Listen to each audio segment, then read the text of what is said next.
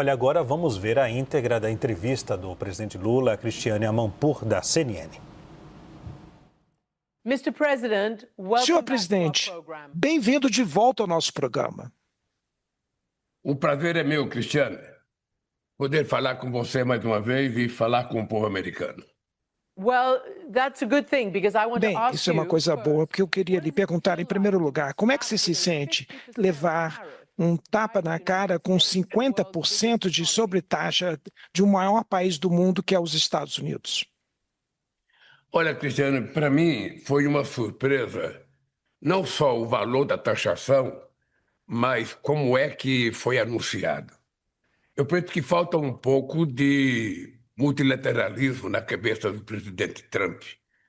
E ele sabe que um problema desse se resolve numa mesa de negociação. O que eu estranhei de fato? Nós estávamos negociando com os Estados Unidos já há alguns meses, o meu ministro das Relações Exteriores, o meu vice-presidente da República, que é ministro da Indústria e do Comércio, estavam negociando.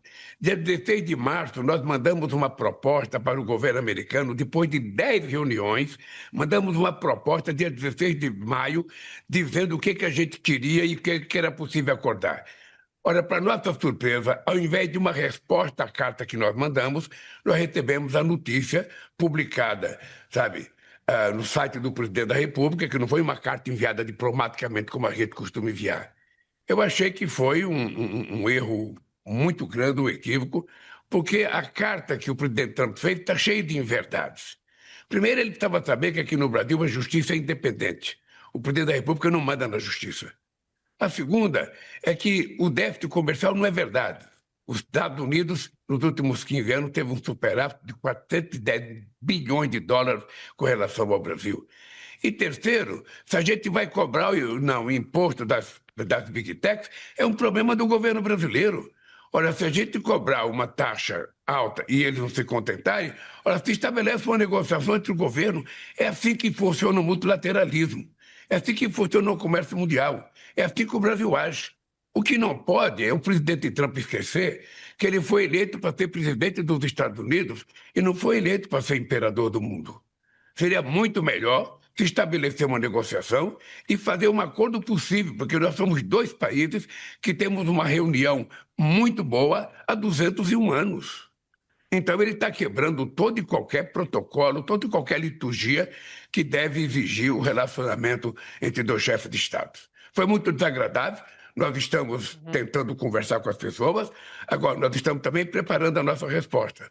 O que eu tenho dito publicamente é que nós vamos utilizar todas as palavras no dicionário tentando negociar. Se não der negociação, você pode ter certeza que a gente vai recorrer à OMC, ou podemos recorrer sozinho, ou poderemos juntar um grupo de países e recorrer, ou poderemos utilizar a lei da reciprocidade que foi acabada de aprovar pelo Congresso brasileiro. É assim que vai ser. Eu lamento que dois países que têm uma relação histórica de 201 anos precisem estar brigando na justiça porque um presidente não respeita a soberania do outro. Senhor presidente, deixa eu levantar algumas questões que o Trump falou. Em primeiro lugar, falando sobre, como você acabou de mencionar, o Procurador-Geral da República, da AGU, disse que, de acordo com os dados dos Estados Unidos, o Messias escreveu que tem um superávit com seu país, que era 7,4 bilhão no último ano. De acordo com seus números, chega a quase 30 bilhões, fazendo que o Brasil é o terceiro maior contribuidor para o superávit mundial dos Estados Unidos, quando você inclui os bens e serviços. E como você diz, nos últimos 15 anos, os Estados Unidos têm uma superávit de 410 bilhões. Nessa questão do comércio, que o Trump gosta de dizer, a América está sendo explorada pelos seus... Por que ele tem essa ideia? Por que ele acha que tem um déficit com esses países todos e com o Brasil? Ou por falta de conhecimento ou por falta de assessoria. Porque o déficit do ano passado foi de 7 bilhões de dólares para o Brasil. E nós continuamos achando que os Estados Unidos continua sendo um parceiro muito relevante para o Brasil. Nós tivemos um fluxo na balança comercial de 87 bilhões. Os Estados Unidos exportou para o Brasil 47 bilhões e nós exportamos para os Estados Unidos 40 bilhões. que são produtos que muitas vezes são empresas que levam o produto para lá e trazem o produto para cá. É uma coisa complicada que eu acho que vai ser resolvida na hora que os empresários americanos e os empresários brasileiros sentarem numa mesa e negociar para mostrar, não apenas ao presidente do Brasil, mas ao presidente dos Estados Unidos, de que a taxação foi equivocada, foi mal pensada e foi avisada no momento equivocado, quando a gente estava numa mesa de negociação. Não é possível aceitar, sabe, que um país acha que pode, sabe, ditar as regras para outro país sem sentar numa mesa de conversação. Bem, presidente, uma segunda questão que você também mencionou é uma questão política. Aparentemente, o presidente Trump está dizendo que ele discorda com a investigação e o processo no tribunal do seu predecessor, o presidente Bolsonaro. É aqui que está o que o Trump disse. Isso é nada mais, nada menos do que um ataque sobre um oponente político, que eu sei muito, porque aconteceu comigo. 10 vezes eu fui acusado de coisas. Qual é a sua resposta para esse comentário do presidente Trump? Olha, a minha resposta, Cristiane, é que o Poder Judiciário brasileiro é independente. O presidente da República não tem influência no Poder Judiciário. Eu indico o ministro da Suprema Corte, ele é referendado pelo Senado ou não, ele toma posse e vai cuidar da nossa Constituição. Veja só, o Bolsonaro está sendo julgado não é porque ele é oposição. Porque é importante lembrar que eu perdi 3 eleições nesse país. É importante lembrar que a 5ª eleição que eu disputo, sabe, e também já ganhei 4 eleições. Eu e a minha sucessora Dilma Rousseff, vai para 5 eleições que nós ganhamos. E nunca houve ninguém nesse país que tentasse estabelecer a tentativa de golpe como o Bolsonaro fez. O Bolsonaro não está sendo julgado pessoalmente, ele está sendo julgado pelos atos que ele cometeu. Ele tentou dar um golpe, tentou derrubar a democracia, ameaçou sigilosamente, sabe, a morte do Alckmin, a minha e a do presidente do Tribunal Eleitoral Brasileiro. Ou seja, ele está sendo julgado por isso. E ontem o procurador-geral fez a denúncia. Ele certamente será condenado. E eu queria dizer uma coisa, Cristiane, para o povo americano. Se o Trump fosse brasileiro e ele tivesse feito aqui o que foi feito no Capitólio, ele também estaria sendo julgado. E, possivelmente, se tivesse ferido a Constituição de acordo com os ministros, ele também poderia ser preso. Bem, nesse momento, eu tenho que dizer, presidente, que o presidente Bolsonaro nega todas essas acusações, mas na maior parte, o seu filho, Eduardo, que é membro do Congresso, ele está nos Estados Unidos fazendo lobby para sanções contra o Brasil. E ele queria também sanções contra o presidente do Supremo. E agora o Trump está querendo não só sanções no Supremo, mas agora sobre o povo brasileiro com 50% de tarifa.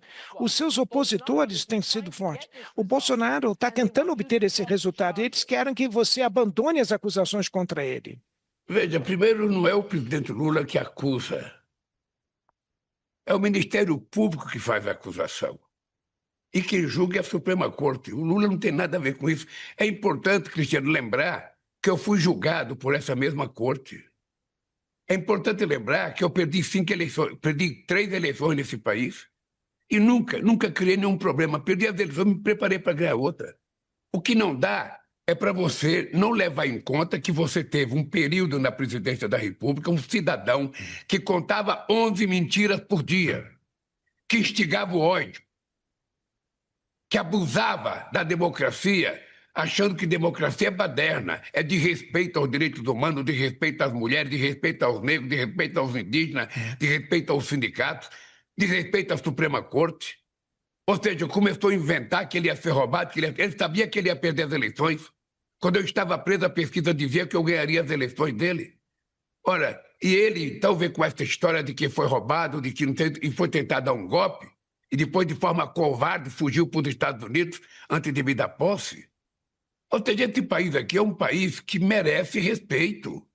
E o presidente Trump tem que respeitar, sabe, a soberania desse país. A soberania da Suprema Corte, a soberania do Poder Legislativo, a soberania do Poder Executivo, como eu respeito a soberania americana.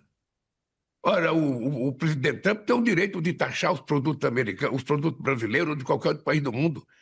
Mas seria muito mais correto a gente sentar numa mesa de negociação ir na OMC negociar? Porque a verdade nua e crua é essa. O presidente Trump está querendo destruir a coisa mais sagrada que aconteceu depois da Segunda Guerra Mundial, que foi o multilateralismo. O multilateralismo permitiu que os estados pudessem conviver em harmonia, sentados e tentar resolver os seus problemas negociando. Não é a supremacia da força, sabe, de um contra o outro. Eu vou dizer para você uma coisa, a taxação tarifária não resolve nenhum problema. Pode criar muitos outros problemas. E é importante lembrar que o tarifaço vai criar problema também para o povo americano, não é só para o povo brasileiro. Eu aqui vou tentar resolver os meus problemas. Nós estamos conversando com os empresários, estamos conversando com os produtores agrícolas, estamos conversando com os pescadores, estamos conversando com os sindicatos. Nós vamos encontrar uma solução e vamos dar uma resposta, não pelo site, numa carta oficial do presidente da República do Brasil ao presidente Trump, para ele saber que respeito é muito bom, eu gosto de dar e gosto de receber.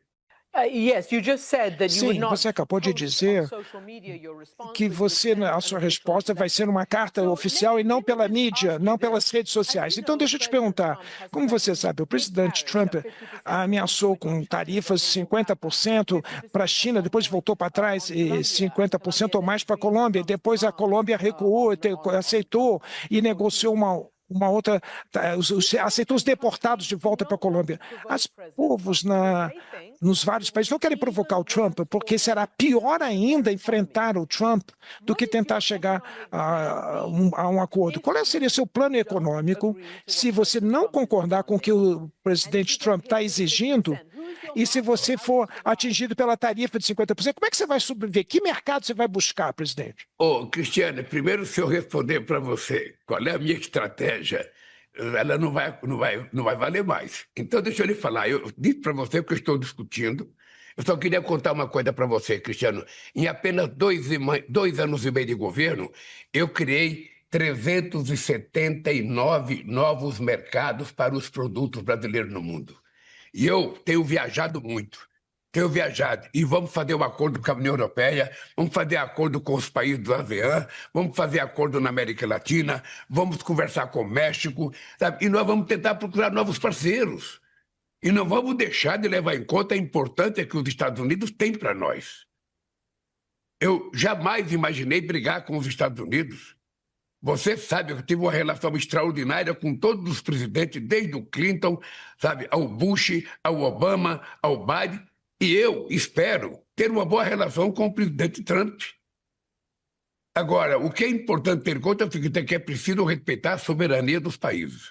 É preciso respeitar as coisas que acontecem dentro de um país. Sabe? Falar em desmatamento no Brasil, o Brasil é o país que mais leva a sério a questão do clima. Nós já diminuímos 50% do desmatamento da Amazônia e o meu compromisso é até 2030 ter desmatamento zero na Amazônia. Aliás, eu espero que o presidente Trump venha na COP30, que vai ser no coração da Amazônia. Primeiro, para ele conhecer a Amazônia. Segundo, para a gente saber se os líderes estão falando a verdade quando dizem que estão preocupados com o clima. Eu quero saber se as lideranças estão, sabe, entendendo que os cientistas estão corretos ou eles acham que é tudo mentira, que não está acontecendo nada no planeta. Porque é isso que tem que dizer. Porque os países ricos prometeram, em Copenhague, em 2009, dar 100 bilhões de dólares por ano para, sabe, ajudar os países em desenvolvimento, os países pobres, e até agora nada. Agora essa dívida já está em 1 trilhão e 300 bilhões de dólares. Então, Cristiano, o que eu acho é que eu nasci na minha vida política negociando. Eu fui dirigente sindical, eu fiz muitas greves, eu fiz muitas assembleias, mas tudo terminava numa mesa de negociação.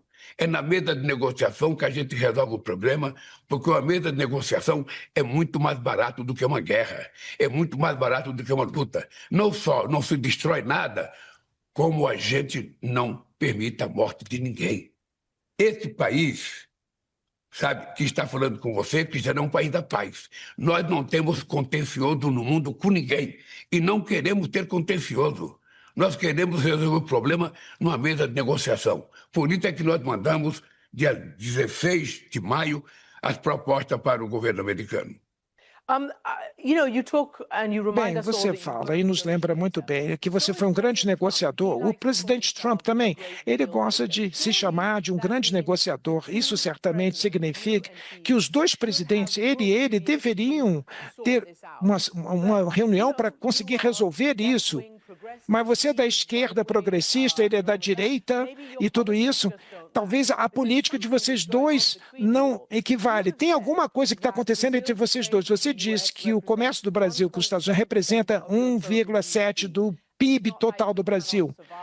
Então, não é que no Brasil não poderia sobreviver sem os Estados Unidos. É isso que você disse aí para a mídia.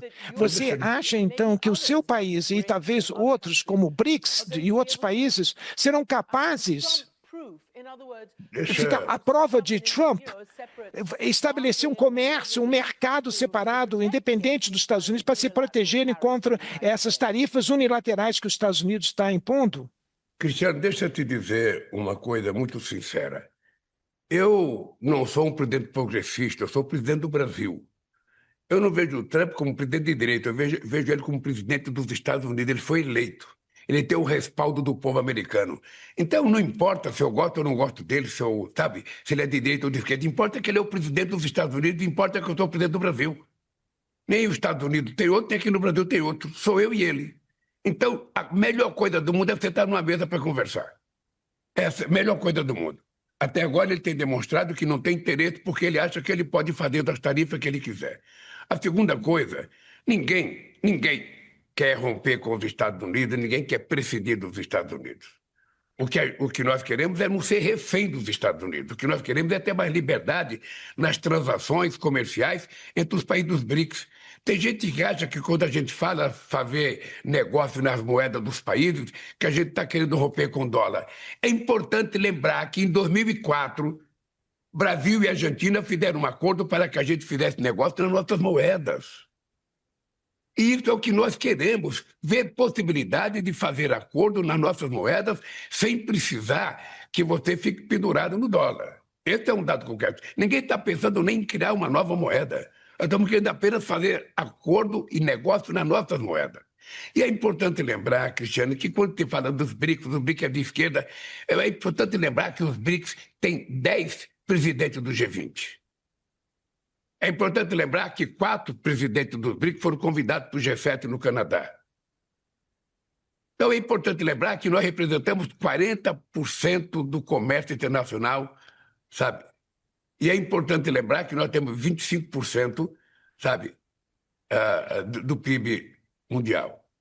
Além do que, nós temos praticamente metade da população. E nós não queremos brigar com ninguém. O BRICS não foi criado para a gente brigar com nós, não. O BRICS foi criado para que a gente, os iguais, discutam de forma iguais os seus problemas. Eu, por exemplo, tenho interesse muito na África, eu tenho interesse na América Latina. O Brasil é um país importante na América Latina, importante para a África, e nós queremos estreitar nossas relações. E nós queremos comprar e vender o que for possível.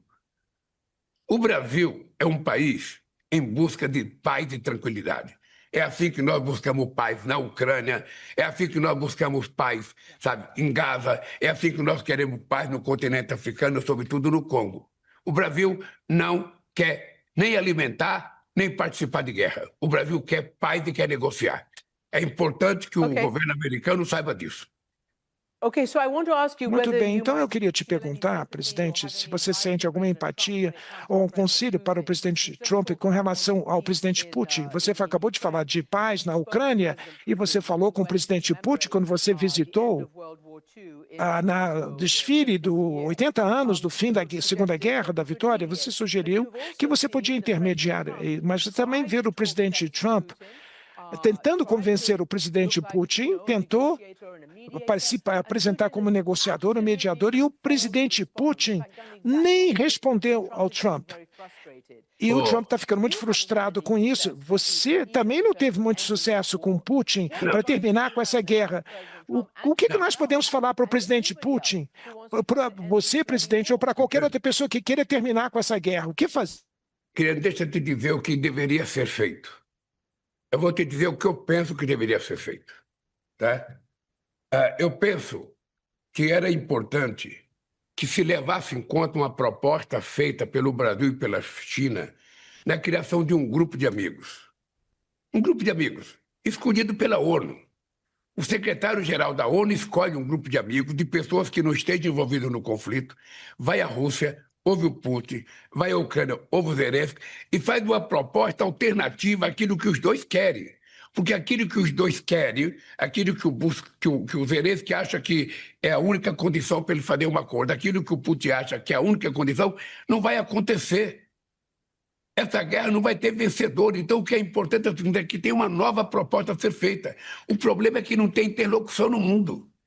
Você acha? Eu fiquei feliz quando eu vi o Trump falar que ia negociar essa guerra da Ucrânia e da Rússia. Eu fiquei feliz. Embora eu tenha divergência do Trump, eu fiquei feliz quando eu vi a notícia de que ele estava disposto a ajudar a parar essa guerra. Agora, essa semana eu ouvi ele dizer que ele vai vender mais armas. O mundo está muito estranho, Cristiano. Você veja o negócio, o mundo aumentou. Os países da OTAN aumentaram em 5% do PIB o seu orçamento para comprar armas. E tem 733 milhões de pessoas que estão morrendo de fome. Tem outros bilhões que não têm assistência médica. Tem outros bilhões que não têm água para beber. Tem outros bilhões que não têm saneamento básico. Esse dinheiro que está sendo carreado para comprar armas deveria estar sendo carreado para ajudar os mundos pobres a se desenvolver um pouco. Porque quando o mundo pobre se desenvolver, quem vai ganhar dinheiro são os países ricos que têm o que exportar. Mas nem essa compreensão eles têm. Então, eu acho que é importante entender, não tem interlocutor para resolver esse problema da paz. É preciso que a ONU assuma a coordenação, e é preciso que o Putin e os Zelensky concordem com uma coordenação, com um grupo de países que façam uma proposta alternativa ao que eles querem. Porque, senão, essa guerra não vai ter fim. E eu espero, sinceramente, que o presidente Trump, ao invés de alimentar mais armas, seja mais cuidadoso para tentar fazer a paz. Ele tem força, ele pode. A mesma coisa eu penso do presidente Xi Jinping. Ele poderia ter mais influência na Rússia. Então, se você não tiver interlocutor, essa guerra vai continuar. É como Gaza. O que está acontecendo em Gaza? O Netanyahu não respeita ninguém, não respeita a decisão da ONU, não respeita a decisão dos Estados Unidos, não respeita nada. O Netanyahu está predestinado a ficar no governo, e para ficar no governo ele tem que fazer guerra, tem que matar mulheres e crianças. É esse mundo que nós queremos? Os Estados Unidos fazem parte do Conselho de Segurança, a China faz parte do Conselho de Segurança, a Rússia faz parte do Conselho de Segurança, a Inglaterra faz parte e a França. Onde estão o Conselho de Segurança da Paz, o Conselho de Segurança da ONU permanente, que não resolve esse problema? Quem é o interlocutor? Ninguém. Todo dia eu vejo nos jornais, alguém pediu cessar-fogo. E no dia seguinte, Netanyahu mata mais um monte de mulher e criança. Agora mesmo matou criança que estava pegando água. Ou seja, cadê a governança mundial que tem que interceder? A governança mundial deveria ser feita pelos 5 membros do Conselho Permanente da ONU, que todos eles são produtores de armas e todos eles já participaram de guerra. Os Estados Unidos invadiu o Iraque sem decisão da ONU, a Inglaterra e a França invadiram a Líbia sem decisão da ONU e o Putin invadiu a Ucrânia sem decisão da ONU. E nessa guerra de Gaza não tem interlocutor e em outras guerras da África. Então, Cristiano, falta governança mundial. Falta governança. Acho que os 5 membros do Conselho de Segurança deveriam se reunir e dizer o seguinte: olha, é preciso mudar o Conselho de Segurança porque nós não estamos tendo competência de resolver os problemas. Vamos criar uma outra governança. Aí tem que entrar a representação da América Latina, da África, do Oriente Médio, a Índia tem que entrar, a Alemanha tem que entrar, o Japão tem que entrar.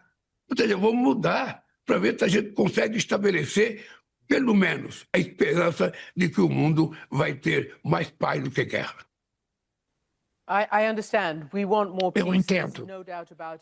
Nós queremos a paz, não tem dúvida. Eu queria te perguntar, finalmente, o que você vai dizer ao povo brasileiro quando você falar em rede nacional sobre a crise da tarifa e que é uma crise que já aconteceu em mais de uma década, a maior crise entre o Brasil e os Estados Unidos. O que você vai dizer ao povo brasileiro sobre isso, presidente?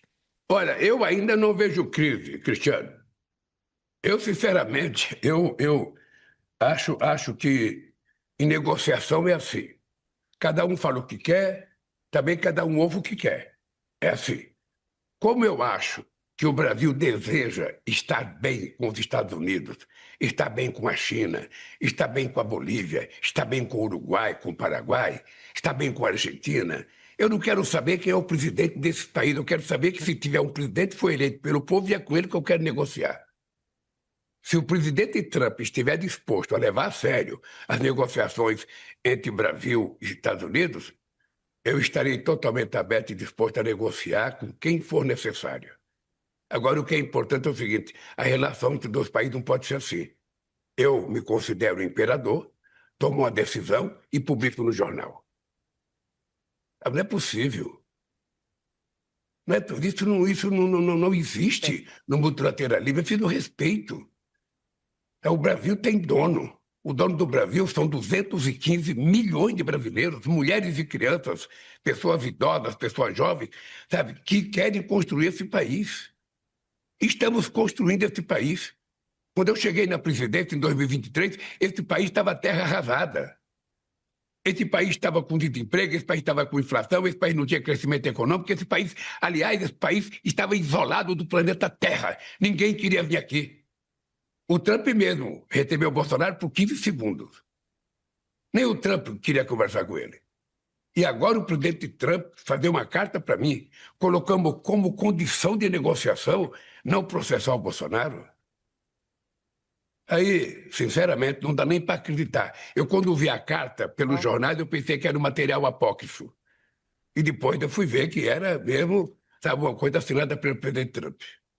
Então, pode ficar certo é que o Brasil, no momento certo, vai dar a resposta à carta do presidente Trump. Pode ficar certo. E no pronunciamento eu vou falar com o povo brasileiro sobre o que eu estou pensando. Sinceramente, pode estar certo.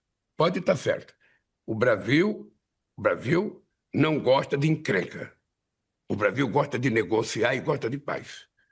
Os nossos empresários já estão fazendo reunião com o nosso governo e eu tenho pedido aos empresários para conversar com os seus contrapartes nos Estados Unidos, porque está cheio de empresários também fazendo críticas à decisão do governo americano. No momento certo, eu então vou anunciar a resposta do que o Brasil vai fazer. E pode ficar certa que eu farei com muito respeito aos Estados Unidos, porque a gente tem que admirar, sabe, os Estados Unidos por ser a maior potência militar, a maior potência econômica, a maior potência tecnológica, sabe, e que precisa admitir o jeito de organização. Como é que você acha, Cristiano, que eu vou aceitar um cidadão presidente da OTAN que eu nem conheço, nem sei quem é, dar palpite sobre o Brasil? É preciso que as pessoas respeitem. Quando eu fui eleito a primeira vez, em 2003, um cidadão que era subsecretário, sabe, do Bush, deu um palpite na economia brasileira. Eu falei, eu não quero saber, sabe, do sub. Eu quero conversar com o presidente Bush. E fui chamado para conversar com o Bush dia 10 de dezembro de 2003, quando ele estava alucinado para fazer a guerra com o Iraque. E convidou o Brasil para participar da guerra. Eu disse para o presidente Bush, a guerra do Brasil é contra a fome no meu país. Tem 54 milhões de pessoas passando fome. Eu não conheço Saddam Hussein, nunca fui no Iraque, está a 14 mil quilômetros do meu país, eu não quero guerra. Eu quero é fazer uma guerra contra a fome e vou acabar com a fome. E acabamos com a fome no país. Agora que eu voltei, 15 anos depois, tinha 33 milhões de pessoas passando fome. Vou acabar com a fome este ano ainda, Cristiano. Este ano. Porque o meu lema aqui no Brasil é cuidar do Brasil, cuidar do povo brasileiro, não é cuidar dos interesses dos outros. É assim que eu ajo, é assim que eu acho que todos os presidentes deveriam funcionar. E é assim que eu peço ao presidente Trump. Sabe, o Brasil é um aliado histórico dos Estados Unidos. O Brasil preza a relação econômica entre o Brasil e os Estados Unidos. Mas o Brasil não aceita imposição. O Brasil aceita negociação. E que vença quem tiver razão. É assim que eu vou tratar essa nossa relação, que eu tenho tempo ainda, até o dia 1º de agosto, para dar minha resposta, sabe? E ela será dada da forma mais tranquila possível.